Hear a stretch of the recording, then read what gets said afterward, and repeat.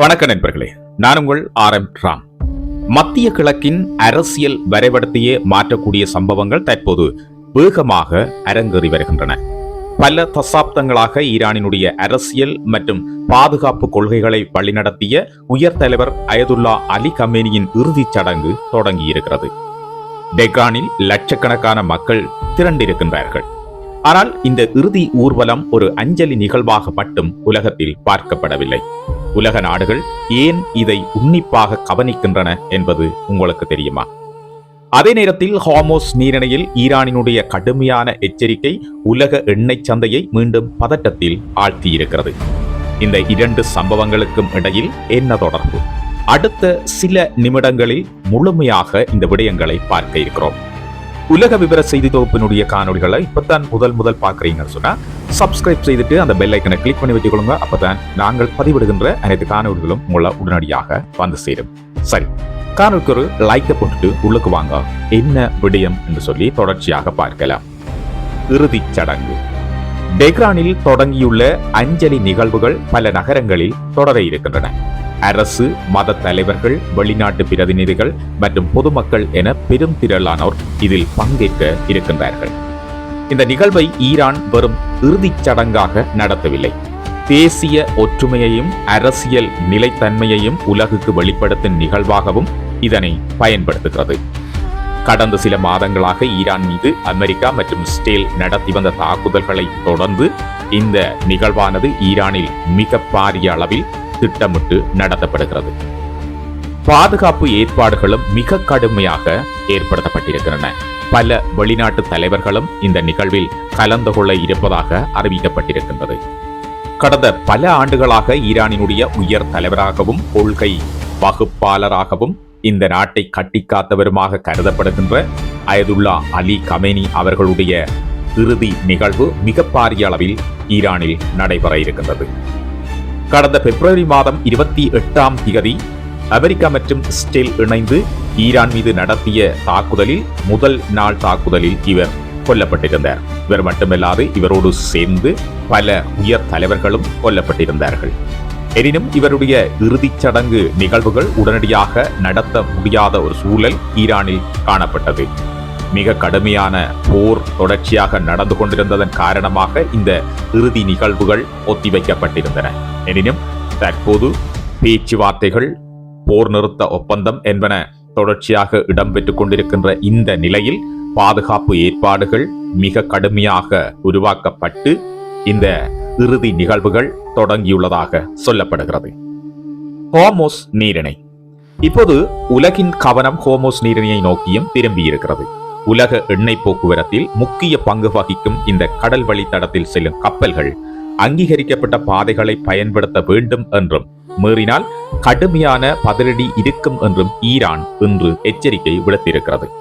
இந்த எச்சரிக்கை சர்வதேச கப்பல் போக்குவரத்து நிறுவனங்களையும் எண்ணெய் சந்தைகளையும் மிக பாரிய அளவில் பாதிக்கும் என்ற நிலையை சொல்லியிருக்கிறது. உலகளாவிய எரிசக்தி விநியோகத்தில் இந்த நீரிணையின் முக்கியத்துவம் காரணமாக இங்கு ஏற்படும் எந்த ஒரு பதற்றமும் உலக பொருளாதாரத்திலும் எண்ணெய் ஏற்றுமதியிலும் மிகப்பெரிய தாக்கத்தை ஏற்படுத்தும் என்ற அச்சம் இப்பொழுது எழத் தொடங்கி இருக்கிறது. அடுத்து உலக அரசியல். இந்த சூழ்நிலையில் பல நாடுகளினுடைய ராஜதந்திர முயற்சிகளை தீவிரப்படுத்தி இருப்பதாக சொல்லப்படுகிறது. மேற்கு நாடுகள் நிலைமைகளை உன்னிப்பாக கண்காணித்து வருகின்றன என்றும் தெரிகிறது. அதேவேளை பிராந்திய நாடுகள் பதற்றம் மேலும் அதிகரிக்காமல் இருக்க பேச்சுவார்த்தைகளை வலியுறுத்துகின்றன என்றும் தெரிகிறது. இந்த தாக்குதல்களின் மூலம் பிராந்திய நாடுகளில் பல சொத்துழப்புகள் மற்றும் சேதங்கள் பரவலாக இடம்பெற்றிருந்தது குறிப்பிடத்தக்கது. இதன் காரணமாகவே இந்த நாடுகள் அதிகமாக ஈரான் மற்றும் அமெரிக்காவுக்கு இடையிலான பேச்சுவார்த்தைகளை முன்னெடுத்துச் செல்வதற்கும் போரை நிறுத்துவதற்குமான முயற்சிகளில் தொடர்ச்சியாக ஈடுபட்டு வருகின்ற செய்திகள் கிடைக்கின்றன. அயதுல்லா அலி கமேனியின் மறைவுக்கு பிறகு ஈரானினுடைய புதிய தலைமையும் அதன் அடுத்த வெளிநாட்டு கொள்கைகளும் உலக நாடுகளின் முக்கிய கவனமாக இப்போது மாறியிருக்கிறது. இந்த யுத்தத்துக்கு பின்னரான காலப்பகுதியில் ஈரானினுடைய கை இந்த பகுதியில் ஓங்கியிருக்கின்ற நிலைமையும் தெரிகிறது. இறுதிச் சடங்கு முடிந்த பிறகு எடுக்கப்படும் முடிவுகளே மத்திய கிழக்கினுடைய அடுத்த அரசியல் திசையை நிர்ணயிக்கக்கூடும் என்று எதிர்பார்க்கப்படுகிறது. இப்போது உலகம் முழுவதும் ஒரே கேள்விதான் இருக்கிறது.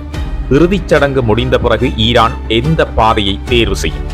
ஹார்முஸ் நீரிணையில் பதட்டம் மேலும் அதிகரிக்கப் போகின்றதா, அல்லது பேச்சுவார்த்தைகள் மூலம் நிலைமை சீராகுமா? இதற்கான பதில் அடுத்த சில நாட்களில் கிடைக்கும். ஆனால் ஒரு விஷயம் மட்டும் உறுதி, ஈரானில் நடைபெறும் ஒவ்வொரு அரசியல் நகர்வும் இனி அந்த நாட்டை மட்டுமல்ல, உலக எண்ணெய் சந்தையையும் சர்வதேச பாதுகாப்பையும் உலக பொருளாதாரத்தையும் பாதிக்கக்கூடியதாக இருக்கும். போருக்கு பின்னரான இந்த காலப்பகுதியை ஈரான் மிக கவனமாக பயன்படுத்திக் கொள்வதற்கு எத்தனிக்கிறது என்பது இந்த இறுதிச் சடங்கு ஒழுங்குபடுத்தலில் இருந்து தெரிய வருகிறது. உலக தலைவர்கள் பலருக்கு இந்த இறுதிச் சடங்கில் பங்கு கொள்வதற்கான அழைப்பு விடுக்கப்பட்டிருக்கின்றது. இன்று கூட ஆப்கானிஸ்தான் மற்றும் பாகிஸ்தானில் இருந்து பல உயர் அதிகாரிகள் இந்த இறுதி நிகழ்வுகளில் பங்கு கொண்டு சென்றதாக சொல்லப்படுகிறது. அது மட்டுமில்லாமல் பல உலக தலைவர்களுக்கு இந்த இறுதி நிகழ்வில் கலந்து கொள்வதற்கான அழைப்பை ஈரான் விடுத்திருக்கிறது. எனினும் ஐரோப்பா நாடுகளுக்கு இந்த அழைப்பு விடுக்கப்படவில்லை என்பதும் குறிப்பிடத்தக்கது. அமெரிக்கா தற்போது ஒரு முக்கியமான அறிவித்தலை வெளியிட்டிருக்கிறது. ஈரானினுடைய பேச்சுவார்த்தை குழுவில் இருக்கின்ற தற்போதைய தலைவர்கள் மீது உயிர் அச்சுறுத்தல்களை வெளிப்படுத்த வேண்டாம் என்ற மாதிரியான ஒரு கருத்தை தெரிவித்திருக்கிறது. இந்த இறுதி நிகழ்வுகளின் போது அமெரிக்காவோ அல்லது இஸ்ரேலோ தங்கள் மீது தாக்குதல்கள் எதையேனும் நடத்தினால் அதற்கான பதில் தாக்குதல்கள் மிக தீவிரமாக இருக்கும் என்றும் அந்த தாக்குதல்கள் மிக பயங்கரமாக இருக்கும் என்றும் ஈரான் எச்சரிக்கை விடுத்திருக்கிறது. இதனைத் தொடர்ந்து அமெரிக்கா ஒரு அறிவிப்பை இன்று விடுத்திருந்தது. ஈரானினுடைய பேச்சுவார்த்தை குழுவில் இடம்பெறுகின்ற தலைவர்களினுடைய உயிருக்கு எந்த அச்சுறுத்தலையும் விடுக்கக்கூடாது என்று பொதுவாக அறிவித்திருக்கிறது. இந்த அறிவிப்புகள் பொதுவாக இஸ்ரேலை நோக்கிய அறிவிப்பாக இருக்கலாம் என்று இப்போது உலகம் பேசுகின்றது. ஈரானினுடைய பேச்சுவார்த்தை குழுவில் இடம்பெறுகின்ற தலைவர்களினுடைய உயிருக்கு இதனூடாக தற்போது அச்சுறுத்தல்கள் இல்லை என்பது போல தெரிகிறது. எனினும் அயதுல்லா அலி கமேனி அவர்களுடைய இறுதிச் சடங்கில் அவருடைய மகனும் தற்போதைய ஈரானினுடைய உயர் தலைவருமான மொஸ்தபா கமேனி அவர்கள் கலந்து கொள்ள மாட்டார் என்ற தகவல்களும் இப்பொழுது கசிய தொடங்கி இருக்கிறது. அவருடைய பாதுகாப்பை கருத்தில் கொண்டு அவர் இந்த நிகழ்வில் கலந்து கொள்ளப் போவதில்லை என்பது போன்ற செய்திகள் இப்போது உலாவரத் தொடங்கி இருக்கிறது. எனினும் ஈரான் இது தொடர்பான எந்த கருத்துக்களை வெளியிடவில்லை என்பதும் குறிப்பிடத்தக்கது. ஈரான் மற்றும் அமெரிக்காவுக்கு இடையிலான பேச்சுவார்த்தைகள் நடைபெற்று வருவதன் காரணமாக ஈரான் மீதான தாக்குதல்களை அமெரிக்கா நிறுத்தினாலும் இஸ்ரேல் தன்னுடைய தாக்குதல்களை ஈரான் மீது தொடர்ந்து நடத்தும் என்று இஸ்ரேல் தெரிவித்திருக்கிறது. ஈரான் அணு ஆயுதங்களை பெற்றுக் கொள்ளாத வரைக்கும் இந்த தாக்குதல்கள் தொடரும் என்றும் இஸ்ரேல் தெரிவித்திருக்கிறது.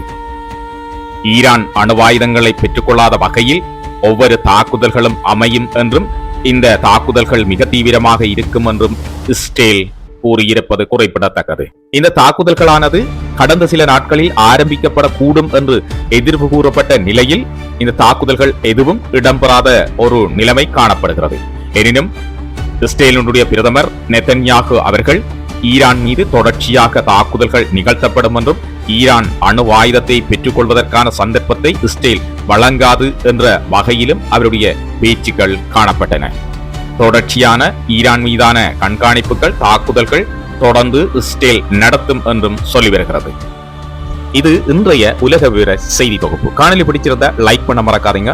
அது மட்டும் இல்லாமல் புதியவர்கள் உலக விவர செய்தி சேனலை சப்ஸ்கிரைப் பண்ணி அந்த பெல் ஐக்கனை கிளிக் பண்ணி வச்சுக்கொள்ளுங்க. அப்பதான் நாங்கள் பதிவிடக்கூடிய எல்லா காணொலிகளும் உங்களை உடனடியாக வந்து சேரும். இதுவரை நேரம் நம்மோடு இணைந்திருந்த உலக விவர செய்தி தொகுப்பின் பார்வையாளர்கள் அனைவருக்கும் எமது மனமார்ந்த நன்றிகள். நாளை மாலை இதே நேரம் இது போன்ற மிக முக்கியமான உலக விவர செய்தி தொகுப்போடு உங்கள் அனைவரையும் சந்திக்கின்றேன். வணக்கம்.